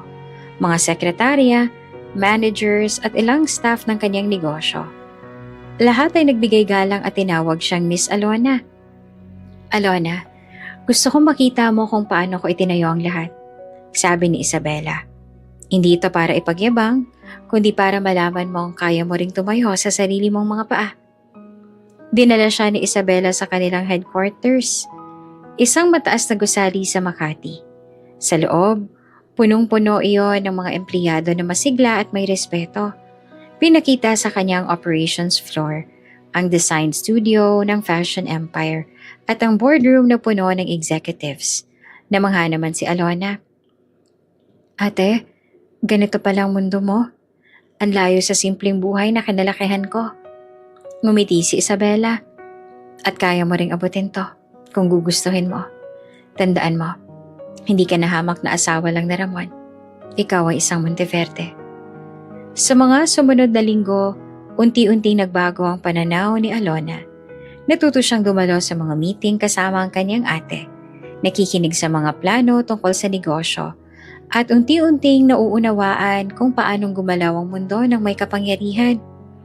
Ngunit higit sa lahat, natutunan niyang pahalagahan ang sarili. Sa bawat araw na hindi siya inaapi, nakikita niya ang kanyang tunay na halaga. Habang naninirahan kay Isabela, patuloy pa ring umaagos ang suporta ng publiko. Maraming ordinaryong tao ang nagsasabing siya ang kanilang inspirasyon. May mga estudyanteng gumagawa ng report tungkol sa kanya. Mga mamamayang nagsasabing nagkaroon sila ng lakas ng loob na ipaglaban ang kanilang dignidad ng dahil sa kanya. Isang gabi habang binabasa niya ang mga sulat na ipinadala ng mga tao, napaluha si Alona. Ate, hindi ko akalain ganito kalaki ang magiging epekto ko sa kanila. Hinawakan siya ni Isabela sa balikat. Kasi totoo ka, Alona. Hindi mo kailangan ng kayamanan para igalang ka. Ikaw lang mismo, sapat na. Habang nakatingin siya sa city lights mula sa veranda ng mansyon ng kanyang ate, huminga ng malalim si Alona. Ngayon ko lang naramdaman na may lugar ako, ate. Bulong niya. At ngayon nandito ako. Hindi na ako papayag na muli akong yurakan. Alam niyang malayo pa ang laban. Lalo na't hindi susuko si Gregoria. Pero sa pagkakataong ito, dala niya ang lakas ng pagkakaroon ng isang ate at ang suporta ng bayan. At higit sa lahat, dala niya ang bagong pagkilala sa kanyang sarili. Hindi bilang ape, kundi bilang isang babaeng may dangal at kakayahan. Mula nang lumipat si Alona sa bahay ni Isabela, tila nawala na ng kulay ang mansyon ng Villarreal. Tahimik ang gabi, mabigat ang bawat araw para kay Ramon. Sanay siyang makita si Alona tuwing umaga. Nakangiti at nag-aayos ng kanyang uniforme. Ngunit ngayon, ang silid nila ay malamig at walang halakhak. Nasa kanyang opisina si Ramon nakatingin sa mga papeles, ngunit hindi makapag-concentrate. Paulit-ulit na pumapasok sa isip niya ang mga sinasabi ng kanyang ina. Iwanan mo si Alona. Sisirain ka lang niya. Ngunit mas malakas ang bulong ng konsensya. Hindi mo siya pinaglaban. Wala kang ginawa nung kailangan kanya. Napapikit siya at napabuntong hininga. Duwag ako. Asawa ko siya pero iniwan ko siyang mag-isa. Bulong niya sa sarili. Isang hapon, hindi na siya nakatiis. Umalis siya ng mansyon at nagmaneho patungo sa tirahan ni Isabela. Pagdating niya, sinalubong siya ng mga bodyguard. Sir Ramon, hindi po kayo basta makakapasok. Magalang na sabi ng isa. Pakisabi na lang kay Isabela na narito ako. Kailangan ko makausap ang asawa ko. Mariin niya namang tugon. Makalipas ang ilang minuto ay bumaba si Isabela. Elegante pa rin, ngunit malamig ang tingin sa kanya. Ramon, ngayon ka lang nagpakita. Hindi ba't noong pinapahiya siya ng mama mo, tahimik ka lang? Napayuko si Ramon. Alam ko. At iyon ang pinakamasakit para sa akin. Gusto kong bumawi. Pinapasok siya ni Isabela sa malaking sala. Doon ay nakita niya si Alona. Nakaupo sa sofa habang may hawak ng mga dokumento mula sa kumpanya ng kanyang ate. Mas magaan ang mukha nito kaysa dati. Mas maliwanag ang ngiti at may kumpiyansa na sa kanyang mga mata. Parang tinusok ang puso ni Ramon. Masaya siya at hindi ako ang dahilan. Alona, bulong niya. Tumingin naman si Alona at bahagyang nagulat ngunit agad ding kumalma. Ramon, bakit ka nandito? Lumapit siya at halatang nanginginig ang tinig. Namiss kita. Hindi ko kayang wala ka. Umiling si Alona. Hindi naman ako nawala. Ako lang ay umalis para makahanap ng lakas. Ikaw, kaya mo ba talagang ipaglaban ako kung babalik ako? Umupo si Ramon sa tapat niya. Hawak ang kamay ni Alona kahit nag-aalinlangan ito. Aminado ako na naging duwag ako. Lagi kong iniisip na baka masirang pangalan ng pamilya namin kung pipiliin kita. Pero nang mawala ka, doon ko lang naramdaman kung gaano kitang kamahal. Hindi ko pala kaya na hindi ka kasama. Tahimik si Isabela ngunit nakinig. Alona, dugtong ni Ramon. Natatakot ako na tuluyan na kitang mawala. Lalo na ngayon nakikita kong mas masaya ka sa piling ng ate mo kesa sa piling ko. Tinitigan siya ni Alona. Sa unang pagkakataon, hindi siya natatakot magsalita ng totoo. Ramon, mahal kita. Pero hindi na akong Alona na tahimik lang at tatanggapin lahat ng sakit. Natutunan ko ng pahalagahan ng sarili ko. Kung gusto mong bumalik ako, kailangan ko makita na kaya mo akong ipaglaban. Hindi lamang sa harap ng mama mo kundi sa harap ng lahat. Napayuko naman si Ramon. Pero ramdam niyang may pag-asa. Sumabat si Isabela. Narinig mo na, Ramon. Hindi na siya yung babaeng kaya mong itago sa anino ng iyong ina. Kung seryoso ka, patunayan mo. Hindi lang sa salita, kundi sa gawa. Tumango si Ramon. Gagawin ko. Hindi ko na siya hayaang apihin ulit. Habang palapas si Ramon matapos ang pag-uusap, tumigil siya sa may pinto at muling tumingin kay Alona. Mahal na mahal kita. Huwag mong tuluyang isarang puso mo. Hindi naman sumagot si Alona. Ngunit sa kanyang mga mata, may halong awa, sakit at pagmamahal. Naiwan siya sa sala. Iniisip kung bibigyan pa ba ng pagkakataon ng asawang minsang pumili ng katahimikan kesa sa kanya. Habang nagmamaneho pa uwi si Ramon, paulit-ulit niyang binigkas sa sarili. Hindi na ako magiging duwag. Kailangan kong ipakita kay Alona na kaya kong tumayo laban kay Mama. At sa sandaling yon, nagsimula ang kanyang pagbabago. Mula sa isang anak na sunod-sunuran lang, patungo sa isang lalaking handang lumaban para sa asawa niya. Maagang-maaga pa lang kumulo ng dugo ni Gregoria. Nakaupo siya sa veranda ng mansyon nila habang binabasa ang pahayagan. Nasa front page na naman sina Isabela at Alona. Magkasama at may headline pa. Monteverde Sisters, bagong mukha ng pag-asa. Halos magitngit siya. Hindi ko hahayaang maagaw nilang spotlight na sa akin dapat. Bulong niya sa sarili. Mabilis siyang nagbihis ng kanyang mamahaling gown at tinawagan ng driver. Ihandang sasakyan. Pupunta tayo kay Isabela at sisiguraduhin kong matatapos ang ilusyon nilang dalawa ngayong araw. Pagdating nila sa mansyon ni Isabela, agad siyang sinalubong ng mga gwardya. Ma'am, bawal po kayong pumasok ng walang appointment. Magalang ngunit matatag na wika ng isa. Appointment? Ako si Doña Gregoria Villarreal. Walang humaharang sa akin. Sigaw niya. Sinubukan niyang dumiretso. Ngunit pinigilan siya ng mga gwardya.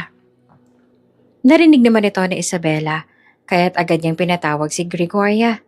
Lumabas siya sa malawak na pintuan ng mansyon. Elegante sa kanyang business attire. Gregoria, malamig niyang bate. Anong ginagawa mo rito? Dala pa ang buong yabang? Halos magliyab sa galit si Doña Gregoria. Isabela, tigilan mo ang pagkandidili sa kapatid mong yan. Hindi siya bagay kay Ramon. Kung akala mo mapoprotektuhan mo siya sa akin, nagkakamali ka. Sisirain ko siya sa lahat ng tao. Umiling si Isabela, ngunit ngumiti. Hindi mo na kailangang sirain si Alona. Ginawa mo na yan. At nakita ng buong bansa ang resulta. Ikaw ang napahiya. Tigilan mo ako.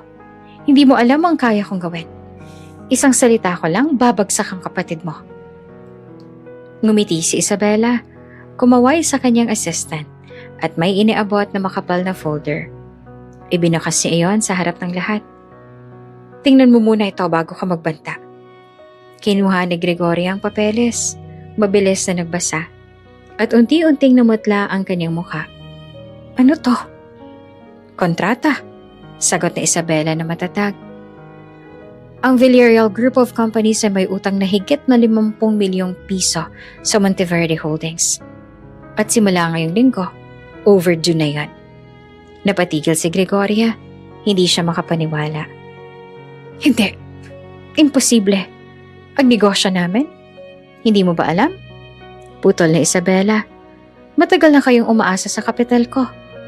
At ngayong hawak ko na ang lahat ng leverage. Kung gusto mong mabuhay ang kumpanya ninyo, mas mabuting magbagong pakikitungo mo sa kapatid ko. Halos mahulog si Doña Gregoria sa kinatatayuan. Ang kanyang mga alalay ay nagmamadaling sumalo sa kanya. Ang yabang na kanina lamang ay nag-uumapaw, ngayon natunaw na sa harap ng katotohanan. Hindi pwede to. Ako ang Doña. Ako dapat na tinitingala. Lumapit si Isabela at tumingin ng diretso sa mga mata niya. Hindi na ngayon, Gregoria. Tapos na ang panahon mo. Hindi na kayamanan ang magtatagal, kundi respeto at dignidad. At yan ang matagal mo nang ikinabagsak. Naroon din si Alona, tahimik na nakamasid. Lumapit siya sa tabi ng kanyang ate at marahan nagsalita. Ma, sana noon pa lang tinuring niyo na akong asawa ng anak ninyo. Hindi ko sana kanailangang maranasan ang lahat ng sakit. Pero ngayong alam ko na ang totoo, hindi ko nahahayaang yurakan niyo pa ako. Napatitig ang Donya sa kanya. Sa unang pagkakataon, hindi na nakaramdam si Alona ng takot, kundi tapang. Hindi nakapagsalita si Gregoria. Dala ng hiya at takot, agad niyang inutusan ng driver na ihanda ang sasakyan. Umalis na tayo! Sigaw niya at sabay iwas ang tingin kay Isabela at Alona. Habang papaalis ang sasakyan, naiwan ng mga gwardiya at staff ng mansyon na nagbubulungan. Napahiya na naman ang Donya. Hindi niya kayang tapatan ang kapangyarihan ni Isabela. Pagbalik sa loob, niyakap ni Isabela si Alona. Wala ka nang dapat katakutan. Nasa atin ang kontrol. Hindi na siya makakapagdesisyon para sa'yo. Ngumiti naman si Alona, may luha sa mga mata. Salamat ate. Ngayon ko lang naramdaman na may lakas ako. Hindi dahil sa pera, kundi dahil may kasama akong pamilya. At mula sa araw na yon, alam nilang ang kapangyarihan ni Mama Gregoria ay unti-unti nang guguho. Hindi lamang sa negosyo, kundi pati sa harap ng lipunan. Makalipas ang ilang linggo mula nang harapin ni Isabela at Mama Gregoria, lumala ang gulo sa pagitan ng dalawang pamilya. Ang mga balita sa Diario TV ay halos araw-araw laman ang pangalan ng Monteverde at Villarreal. Monteverde Holdings binawi ang shares mula sa Villarreal Group. Villarreal Companies nalulugi dahil sa iskandalo. Ang mundo ng negosyo ay abala sa panonood ng laban. Hindi sa stock market, kundi sa laban ng dalawang makapangyarihang pamilya. Isang umaga, dumating ang abogado ni Isabela dala ang makapal na folders. Pinapirmahan ito sa board ng Villarreal Group ang mga dokumento ng foreclosure. Simula ngayon, ang tatlong resort na nasa ilalim ng Villarreal Group ay opisyal ng hawak ng Monteverde Holdings. Anunsyo ng abogado. Napaawang ang bibig ni Ramon. Ano? 3 resort agad? Paano ng mga empleyado roon? Hindi sila mawawala ng trabaho. Malamig na sagot ni Isabela. Pero mula ngayon, ako na ang may kontrol. Ramdam ni Alona ang bigat ng sinabi. Napatingin siya kay Ramon. Kita ang pagkalito at sakit sa kanyang mukha. Kinagabihan magkasama sina Ramon at Alona sa veranda ng mansyon ni Isabela. Tahimik na nakatingin si Ramon sa kawalan. Hawak ang isang baso ng tubig. Hindi ko alam kung paano ko haharapin to, Alona. Mahina niyang sabi. Pamilya kong pinapahiya. Negosyo namin ang nawawala. At parang wala akong magawa. Hinawakan ni Alona ang kamay ng asawa. Ramon, hindi ikaw ang pinapahiya. Ang mama mo ang may kasalanan. Siyang nag-umpisa ng lahat. Pero anak niya ako. Bulong naman ni Ramon na puno ng pagkalito. Habang tinitingnan niya ang asawa, hindi maitago ni Alona ang halo-halong emosyon. Galit siya kay Gregoria sa lahat ng ginawa nitong panlalait at pagpapahiya. Pero sa kabilang banda, naawa siya kay Ramon na siyang nagdurusa ngayon sa epekto ng labanang hindi niya naman ginusto. Paano ko pipiliin? Pamilya niya ba o ako na asawa? Tanong niya sa sarili. Kinabukasan, dumalo si Alona sa isang meeting kasama si Isabela at ilang board members. Doon ipinakita ni Isabela ang plano para tuluyang sakupin ang Villarreal Group. Ang mga shares na hawak nila ay halos kalahati na nga lang natitira. Kapag nakuha natin yon, tuluyan ang mawawala ang kapangyarihan ni Gregoria.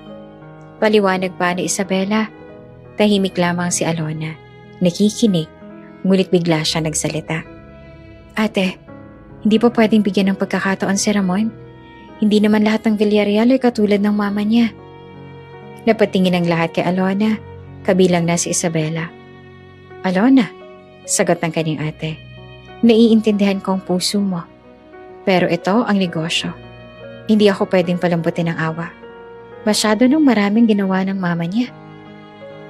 Tumahimik si Alona at hindi na nakasagot. Pag-uwi nila, muling lumapit si Ramon kay Alona. Narinig ko ang sinabi mo sa meeting. Salamat, Hon. Kahit sa gitna ng lahat, pinaglaban mo pa rin ako. Ngumiti naman si Alona kahit may luha. Ikaw ang asama ko, Ramon.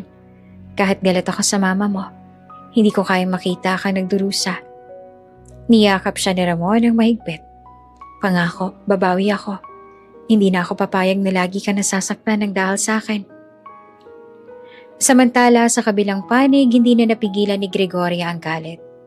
Nakaupo siya sa silid, hawak ang dyaryo na may headline na Monteverde Holdings, unti-unti nang sinakop ang Villarreal Group. Hindi ko hahayaang maagaw nila ang lahat. Sigaw niya. Sabay hagis ng baso sa sahig. Ang kanyang mga tauhan ay tahimik lang, takot na takot sa galit ng Donya. Ngunit sa kanilang mga mata, alam nilang wala na itong kontrol sa sitwasyon. Lumipas ang ilang araw, nagkaroon ng malaking business forum at nandoon sina Isabela at Alona kasama ang mga investors. Dumating din si Ramon, dala ang pangalan ng Villarreal Group. Habang nagsasalita si Isabela tungkol sa transparency at modernong pamamalakad ng negosyo, biglang tumayo si Gregoria at sinubukang magsalita. Hindi totoo yung sinabi mo. Ang Villarreal Group ay matibay pa rin. Ngunit hindi siya pinakinggan ng karamihan. Sa halip ay nakatutok ang mga kamera kay Isabela at kay Alona na nakaupo sa tabi niya. Mahinahon ngunit may dignidad. Gregoria, malamig na sabi ni Isabela. Wala ka ng karapatan na magsalita rito. Ang mga dokumento at numero ang nagsasalita. At ito, inilabas niya ang kontrata ng pagbawi ng shares. Ito ang ebidensya. Napahiyang muli si Mama Gregoria. Habang lumalabas siya ng forum, narinig niya ang bulungan ng mga tao. Wala na. Tapos na ang kapangyarihan niya. Monteverde na ang may hawak ng lahat. Sa mga susunod na araw, lalong lumakas ang tensyon. Ang Monteverde Holdings ay patuloy na lumalago habang ang Villarreal Group ay unti-unting gumuho. At sa gitna ng lahat ng ito, si Alona ang naiipit. Isang anak at kapatid ng Monteverde, ngunit asawa ng isang Villarreal. Habang nakatingin siya kay Ramon na pagod sa laban, alam niyang mas mabigat pa ang darating. Sa kasagsagan ng laban sa negosyo, isang umagay yumanik ang mundo ng lipunan at media. Pagbukas pa lang ng TV at radyo, iisang headline ang bumungad. Doña Gregoria, sangkot sa money laundering. Kumpanyang Villarreal inimbestigahan sa anomalya. Sa social media kumalat ang mga dokumento at larawan. May mga screenshot ng offshore accounts pati mga resibong nagpapakita ng iligal na transaksyon. Hindi totoo yan. Paninira lang yan. Halos pasigaw na sigaw ni Gregoria habang hawak ang dyaryo. Ngunit hindi na naniwala ang mga tao sa paligid niya. Kahit ang kanyang mga dating kaalyado sa negosyo ay nag-umpisang lumayo. Masyado na siyang maraming kalaban. Bulong ng isa sa mga board members. Hindi na natin siya kayang ipagtanggol. Kung tataliwas tayo kay Isabela, baka tayo pang madamay. Sagot naman ng isa. Kinahapunan dumating ang mga investigator sa mansyon ng Villarreal. Bitbit nila ang search warrant at agad na pumasok sa opisina ni Doña Gregoria. Madam, kailangan naming suriin ang inyong mga dokumento at accounts. Magalang nasabi ng lead investigator. Walang makakakuha ng papeles ko. Ako si Doña Gregoria Villarreal. Sigaw niya. Ngunit kahit sigawan pa niya, walang nagawa. Isa-isang kinuha ang mga folder, computers at bank records. Napasandal si Ramon sa sofa. Halos hindi makapaniwala. Ma, paano niyo nagawa to? Hindi sumagot ang ina. Sa halip ay tahimik siyang umiyak. Pilit na tinatago ang muka sa kanyang panyo. Kinabukasan, mas lumala ang balita. Ipinakita sa TV ang footage ng raid sa mansyon at ang mga tao sa kalsada ay nagbunyi. Yan ang bagay sa mapang-ape, sigaw ng isang tindera sa palengke. Si Alona ang pinapahiya nila noon. Ngayon, mas mataas pang tingin ng tao sa kanya kaysa sa Donya na yan. Nag-viral din ang mga memes ni Mama Gregoria. Nakayuko habang bitbit ang mga kahon ng ebidensya. Caption, ang Donyang mapanghamak, ngayon mapapahiya. Nabalitaan din ni Alona ang lahat habang nasa opisina ni Isabela. Halos hindi siya makapaniwala. Ate, hindi ko akalaing darating sa ganito. Kahit masama ang loob ko kay Mama, naaawa pa rin naman ako. Hinawakan niya si Isabela sa balikat. Natural lang yan, Alona. Mabait ang puso mo. Pero tandaan mo, may kabayaran ang lahat ng ginawa niya. Kinagabihan, pumunta si Ramon sa bahay ng Monteverde. Halos luhaan siya nang harapin si Alona. Alona, hindi ko na alam ang gagawin. Ang mama ko, babagsak na. At pakiramdam ko kasalanan ko rin dahil hindi ko siya napigilan.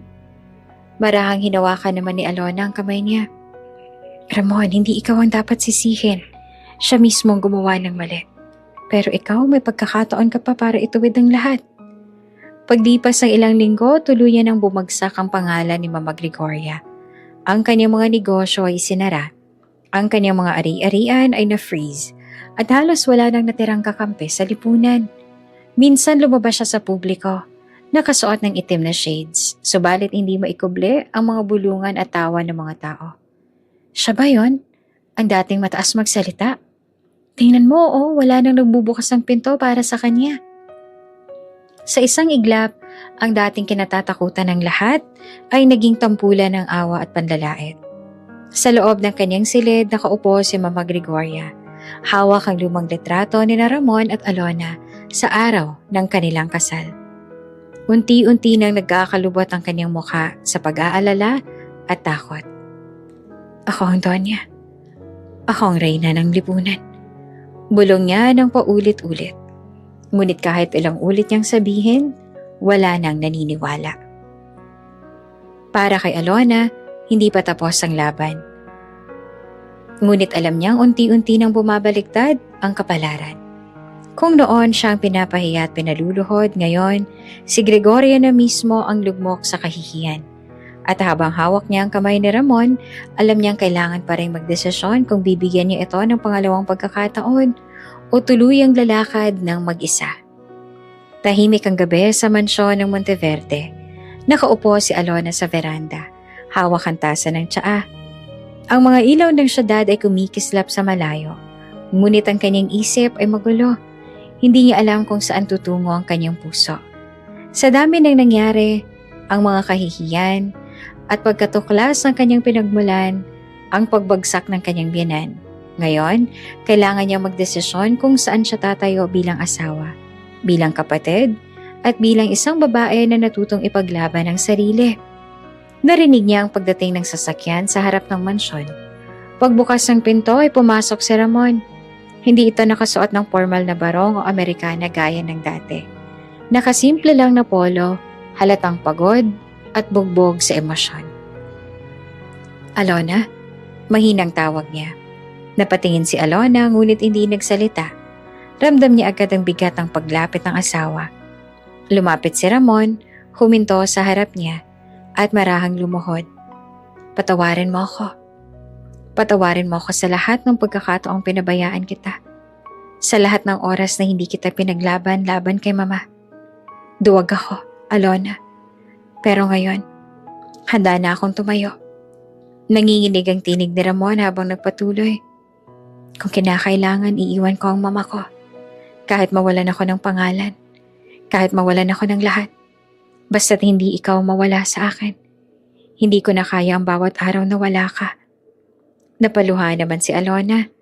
Hindi niya akalaing maririnig ito mula kay Ramon. Ang asawang dati laging nakayuko sa ina. Ramon, mahina niyang tugon. Hindi naman ganong kadali ang lahat. Ang dami nang nangyari. Ang dami ko ng sugat na hindi ko alam kung kayang maghilom. Umiling si Ramon. Hayaan mo akong maghilom niyan. Hayaan mo akong bumawi. Hindi ako hihinto hanggat hindi ko napapatunayang mahal na mahal kita. Tahimik si Alona. Ang mga luha ay patuloy na bumabagsak. Nais siyang maniwala, ngunit natatakot siyang muling masaktan. Dumating si Isabela, dala ang kanyang katahimikan at karunungan. Lumapit siya sa dalawang nakaupo sa veranda at marahang hinaplos ang balikat ni Alona. Alona, wika niya. Hindi ako pwede magdesisyon para sa'yo. Nasa iyo ang lahat ng karapatan. Kung pipiliin mong manatili kay Ramon o pipiliin mo ang sarili mo. Tumingin siya kay Ramon. Matalim, ngunit may respeto. Kung totoo ang sinasabi mo, dapat hindi lang ngayon. Dapat ipakita mo ito sa bawat araw na kasama siya. Dahil kapag muli mo siyang pinabayaan, hindi na kita hahayaang lapitan pa si Alona. Tumango naman si Ramon. Bakas ang determinasyon. Oo, Isabela. Naiintindihan ko. At handa akong harapin ang lahat. Bumalik ang tingin ni Isabela kay Alona. Kung ano man ang magiging desisyon mo, nandito ako. Hindi ka nag-iisa. Huminga ng malalim si Alona. Pinahid ang kanyang luha. Tiningnan niya si Ramon na nakaluhod. Puno ng pagsisisi at pangako. Tiningnan din niya ang kanyang ate na nagbibigay ng lakas. Nasa kanya ang pasya. Kung pipiliin niyang buksan muli ang kanyang puso o tuluyang isara ito upang protektahan ang sarili. Sa halip na magsalita, marahan siyang lumapit kay Ramon at hinawakan ang kanyang kamay. Hindi pa yon tiyak na oo, ngunit hindi rin iyon pagtanggi. Isang pagkakataon, isang simula. Niyakap siya ni Ramon ng mahigpit. Umiiyak. Salamat, Alona. Salamat. Tahimik lamang si Alona. Ngunit sa kanyang puso, nagsimula ng mabuo ang posibilidad ng pagbabalik ng tiwala. Kung mapapatunayan ni Ramon na tunay ang kanyang pagbabago. Isang buwan matapos lumabas ang iskandalo kay Gregoria, ginanap ang taunang gala para sa pinakamalaking negosyante ng bansa. Lahat ng mahahalagang pangalan sa lipunan ay naroon, kabilang sina Isabela at Alona. Iba na ang aura ni Alona. Hindi na siyang babaeng nakayuko at tahimik. Naka-eleganteng gown siya, simple ngunit disente. At may kumpiyansa sa bawat hakbang. Nasa tabi niya si Isabela, taas noo at matatag. Pagdating nila sa bulwagan, lahat ng mga mata ay nakatuon agad sa kanila. May ilan pang nagpalakpakan. Siya si Alona Monteverde, bulong ng mga tao. Yun yung babaeng pinahiya noon, di ba? Ngunit ngayon kinikilala na ng lahat. Kasunod na dumating si Ramon, halatang mas humble kesa dati. Lumapit siya kay Alona at mahinahong nagtanong. Pwede ba akong umupo sa tabi mo ngayong gabi? Ngumiti si Alona. Oo naman, asawa ka ta Ramon. Tumango si Ramon at ngumiti. Oo Alona, salamat. Maya-maya ay dumating si Gregoria. Hindi na siya ang donyang kilala ng lahat. Nakaitim siyang damit. Payat at baka sa mukha ang pagod sa mga kasong hinaharap. Tahimik ang bulwagan habang naglalakad siya papasok. Wala nang yumuko, wala nang bumate. Sa halip, mga malamig na tingin lang ang sumalubong sa kanya. Nang magtama ang mata nila ni Alona, hindi niya napigilan ng mapaluhod. Alona, nanginginig niyang sabi, patawarin mo ako. Nagkamali ako. Pinahiya kita. Tinapakan kita. Ngayon ako naman ang nasa putik.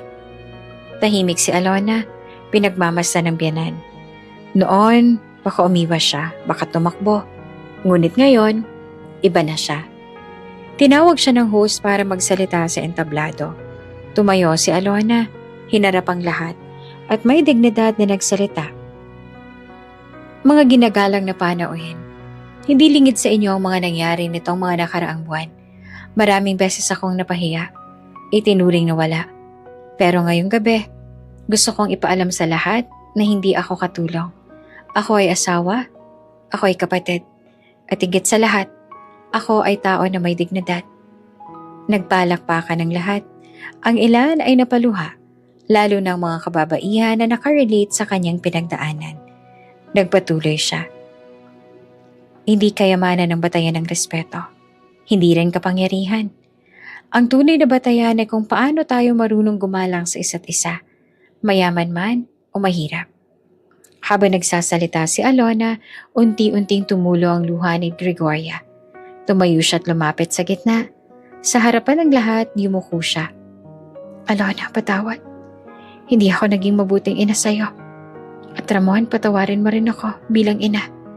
Nagbulungan ng mga tao. Para sa lahat, iyon ang pinakamatinding pagbagsak ng Donya. Ang makita siyang nakayuko sa harap ng manugang na dati hinamak niya. Lumapit si Ramon kay Alona sa entablado. Hawak ang mikropono, nagsalita siya. Alona, mula ngayon, hindi na lang ako asawa mo. Ako ang magiging sandalan mo. Hindi na kita iiwan. Hindi na ako tatahimik. At sa harap ng lahat, ipinagmamalaki kong ikaw ang asawa ko. Nagpalakpakan ng lahat. Si Alona ay tumingin kay Ramon. Nakita niyang pagbabago. Sa wakas, ramdam niya ang katotohanang pinili siya ng kanyang asawa. Hindi dahil sa takot, kundi dahil sa pagmamahal.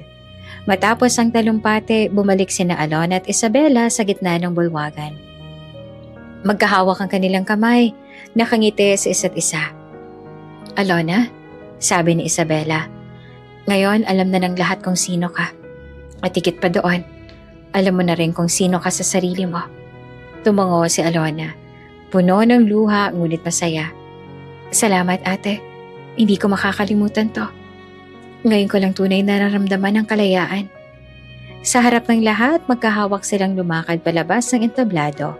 Hindi bilang biktima at tagapagligtas, kundi bilang magkapatid na pantay, malakas at may dignidad. At sa gabing yon, natutunan ng lipunan na ang kayamanan at kapangyarihan ay maaaring maglaho. Ngunit ang puso at dignidad ng isang tao, hindi. Sa dulo, si Alona at Isabela, magkahawak kamay ay naging simbolo ng isang bagong simula. Bago ka pa lang sa channel neto, ibang kwento ni Ate Jane, istorya mo, ikwento ko. Huwag kalimutang pindutin ang notification bell at subscribe button. Narinig ng lahat ang